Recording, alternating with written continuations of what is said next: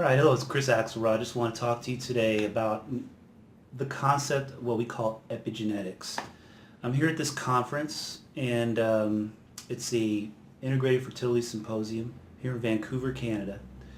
Here we're really getting into a lot of discussion, and by the way, there's MDs here. There are functional medicine MDs. There's naturopaths, acupuncturists, and midwives. It's a collection of forward-thinking minds in the field of medicine in terms of integrative medicine. So there's a lot of talk about this concept now of epigenetics, which is essentially a really fancy word to describe the movement away from thinking of genetics and thinking of genes and DNA as this fixed, completely static program that our bodies have to follow, into a model that really begins to understand and describe in scientific language the fact that emotions, mind, and consciousness have effects on how our body processes information. Not only how our body processes information, but how our body interprets our DNA. So in other words, when you think differently, you literally can change the way your body is interpreting your DNA. It's something that, in terms of Chinese medicine and the holistic type of medicine that I've been practicing for over a decade now, has been taken for granted for centuries, for millennia, that emotions have impacts on tissue, that emotions and thoughts have dramatic impact on cellular function, on glandular function.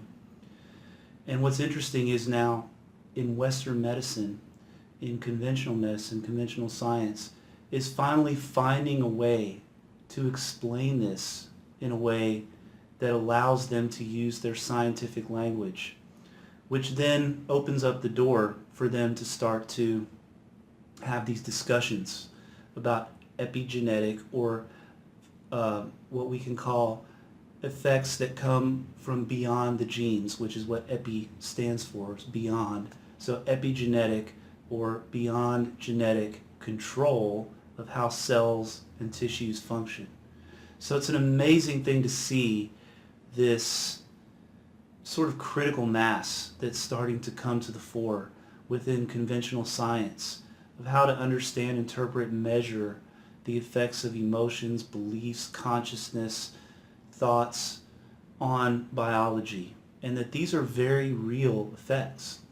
So I'm really excited about this, and one of the reasons I'm excited about it is because not so much because it validates what I've been doing, because honestly, what I've been doing and what so many other holistic practitioners have been doing for so long, for thousands of years really, is all based in the fact that how you think, what you think about, what you focus on, the stories you tell about yourself and about your world have dramatic impacts on your biology, have dramatic impacts on the biological result that you get, whether you feel strong, whether you feel focused, whether you feel depleted, whether you feel overly stressed, whether you age more quickly or you don't age as quickly, the types of diseases that you end up getting in life and having to overcome are intimately tied in with so many factors, including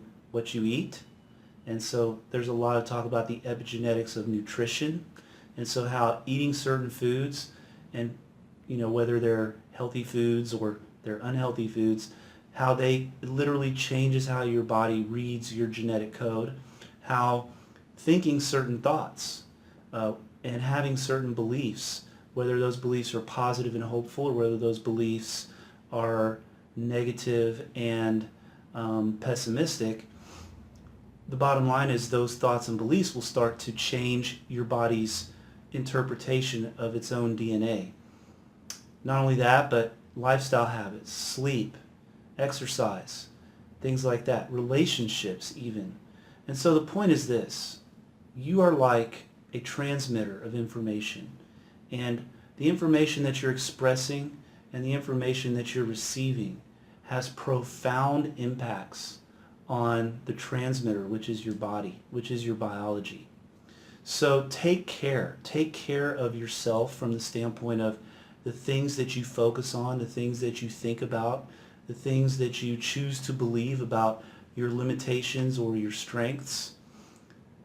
And also take care of yourself in terms of how you meet life in terms of how you rest, how you wake up in the morning, what types of foods you're eating.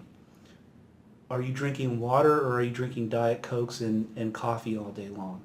These are the things that are literally, it's like a language. All of these things speak to your cells. All of these things are a language that is telling your biology what it needs to do and what it needs to adapt to.